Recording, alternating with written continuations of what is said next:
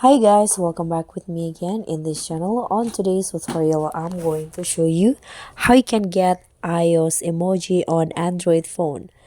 So in here, I'm using an Android phone, and if you guys want to know the trick on how you can get emojis like in iOS, you just need to download a third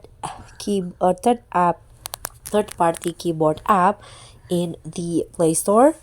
So you can just click on the Play Store, and then here I'm using the Microsoft Swift key as the keyboard, so you can just find it, Swift key, this one. So you can see I've already installed the app. So if you haven't, you can just download it and then click on open, and here you need to go to the settings and go to the language and input.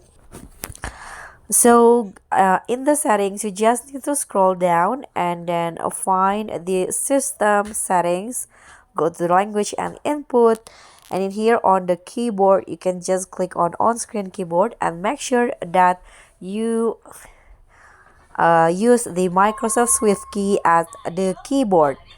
And here I'm going to show you the emoji. I'm going to go to the message first and show you the emoji.